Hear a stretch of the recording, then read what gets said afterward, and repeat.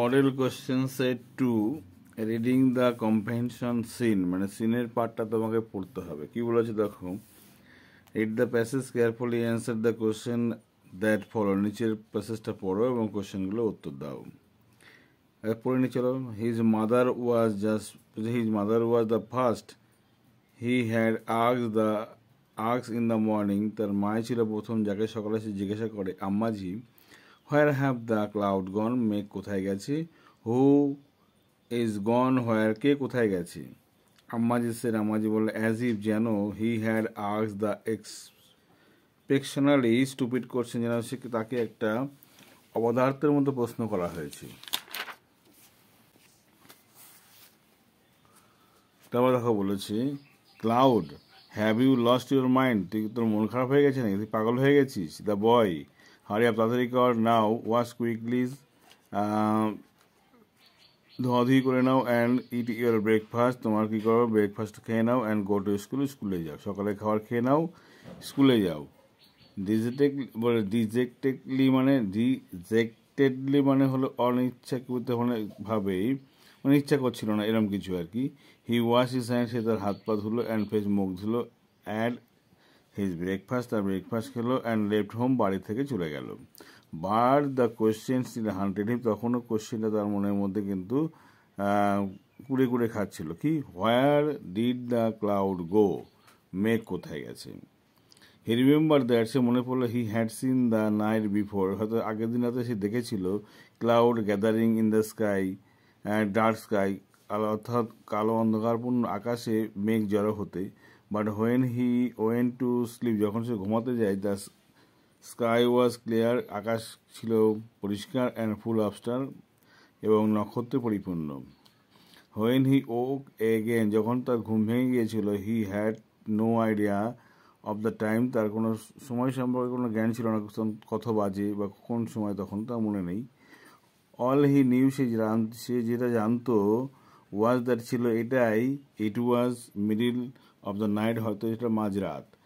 Up there in the sky, আকাশে সেখানে, cloud were rumbling, মেঘ ঘনীভূত হচ্ছিল, in the occasional flashes of lighting, মাঝে মাঝে বিদ্যুৎ চমকাচ্ছিল। আচ্ছা, they were dense and dark, সেই বলছে মেঘগুলো ছিল ডেন্স, গভীর এবং কালো অন্ধকারে আচ্ছন্ন। ইট লুক, মনে হচ্ছিল, অ্যাজ ইফ, যেন, ইট উইল বি রেনিং, এখনই বৃষ্টি হবে। উইল, আচ্ছা রেনিং, এখনই বৃষ্টি হবে। Rain will have run his sleep, অর্থাৎ বৃষ্টি তার ঘুমটাকে পণ্ড করবে। হি নিউ, সে জেনেছিল, when he got up in the morning, সকালবেলা তার যখন ঘুম ভেঙেছিল, হি ওয়াজ অ্যামিউজ, সে অবাক হয়ে গেছিল। The sky was clear and empty, আকাশ ছিল পুরোপুরি একদম মেঘমুক্ত। Not a track of train in the countryward, আকাশের কোনো কোনায় কোনো মেঘের ছড়া ছিল না। হি ওয়াজ সারপ্রাইজ, সে অবাক হলো, অ্যান্ড স্যাডেন, দুঃখ পেয়ে গেল। The cloud had a move across the sky, আকাশের চারপাশে মেঘ ছুটে বেড়াতে লাগলো, without shedding a drop of rain, এক ফোঁটা বৃষ্টি কিন্তু সে সেখানে পড়ল না। এই নাম্বার কোয়েশ্চেন কি বলেছে দেখো, write T for true and F for false statement in the given box, এই বক্সের মধ্যে ট্রু সত্য হলে টি, মিথ্যে হলে ফল লিখতে হবে। ইন দ্য মর্নিং, সকালবেলা, the boy asked the first question to his father, তার বাবাকে প্রশ্ন করেছিল, না মাকে প্রশ্ন করেছিল, তাই না, তার মাকে প্রশ্ন, আমরা পড়লাম কিছুক্ষণ আগে, মাকে প্রশ্ন করেছিল, তাহলে এটা হবে false, F. The boy's mother asked him to go to school, বলছে the boy's mother asked him to go to school, অর্থাৎ তার মা তাকে বলেছিল স্কুলে যেতে, ঠিক কিনা বলো।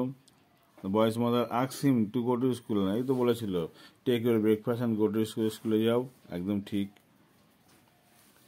When the boy got up in the morning, যখন সে সকালবেলা ঘুম থেকে ওঠে, he saw the sky was clouded, দেখলো আকাশ মেঘে পরিপূর্ণ, তাই না। এই দেখো when he got up in the morning, he was amuse, the sky was clear and MT, তাই না, ফাঁকা, মেঘ ছিল না, তাহলে এটা হবে ফলস। যদি স্টেটমেন্ট বলতে যায় তাহলে কী লাগবে, ফলস স্টেটমেন্ট, তাহলে তুমি এখান থেকে এটা লিখে দেবে, in the got up, he amuse, তাহলে এটা 3 নম্বর স্টেটমেন্ট, এটা হলো। আবার বললো গো টু স্কুল, তাহলে তুমি কী করতে, এখানে দেখো hurry up and wash quickly and go to school, এটা তুমি সাপোর্টিং স্টেটমেন্ট লিখে দিতে।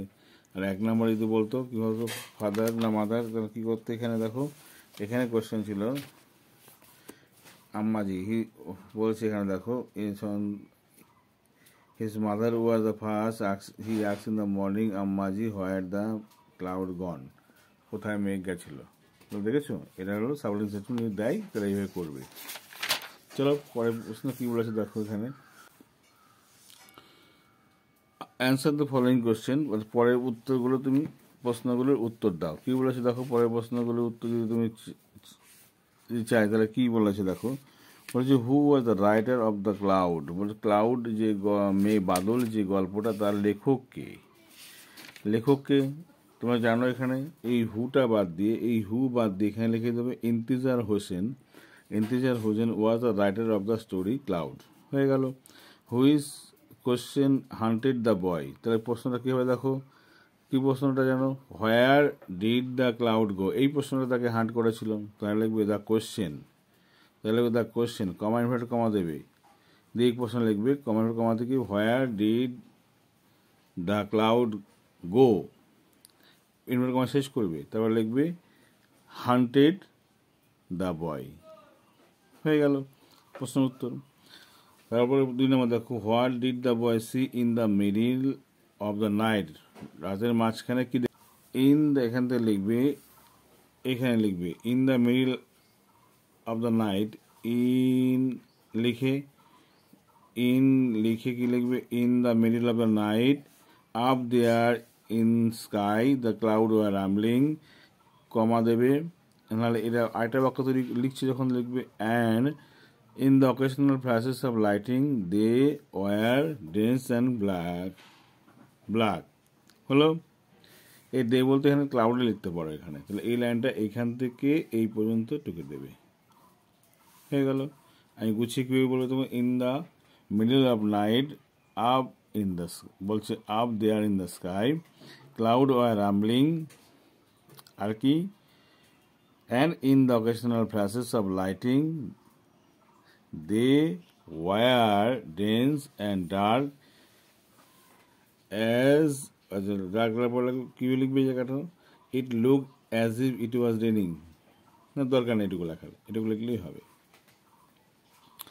পরের কোয়েশ্চেন দেখো, what did the condition of the sky in the morning, সকালবেলা কী দেখেছিল দেখো, দেখো ইন দ্য হোয়ার হি বলছে when he got up in the morning he was amuse the sky was empty, তাহলে কী লিখবে এখানে, এ দেখে in the morning, hot condition বলেছে, তাহলে কীভাবে লিখতে হবে, এখানে লিখবে ইন দ্য মর্নিং, এখান থেকে লিখবে ইন দ্য মর্নিং, এবার বলেছে what are the condition of the sky, in the morning the sky was clear and empty, not a track of rain in the countryward of the sky, এটুকু লিখে দেবে,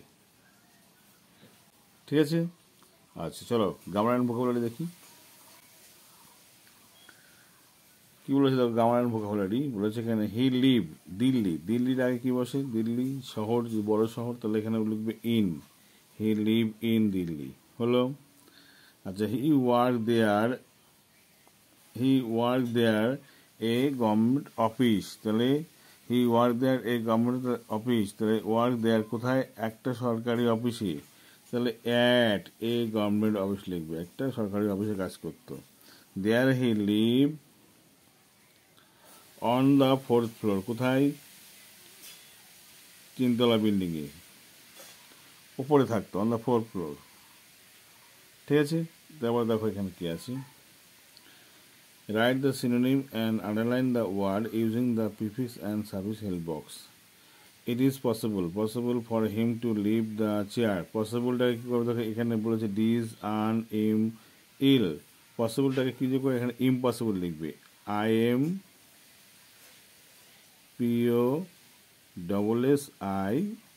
POSSIBLE, হলো।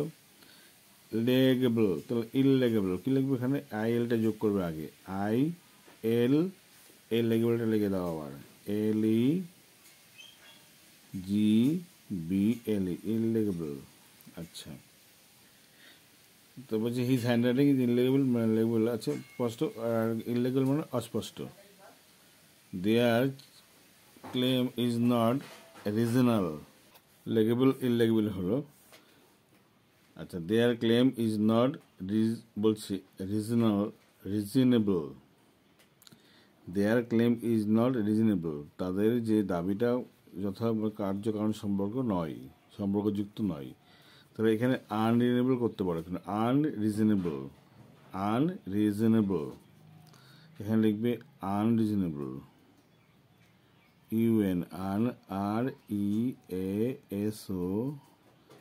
UNREASONABLE, unreasonable.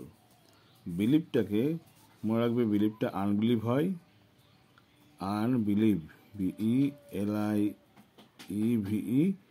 ডিসবিলিভও হয়, DISBELIEVE। তাহলে বিলিভটা কিন্তু ডিসবিলিভও হয়, আনবিলিভও হয়, দুরকমভাবেই করা যায়। Okay, write a paragraph about 8 word in on the change you see in the nature when the spring came after winter. শীতের পরে যখন বসন্ত আসে তখন পরিবেশে কেমন পরিবর্তন হয়, এই বিষয়ে প্যারাগ্রাফটা আমি তোমাকে লিখে দিচ্ছি, দেখে নাও, অনেক সুন্দর।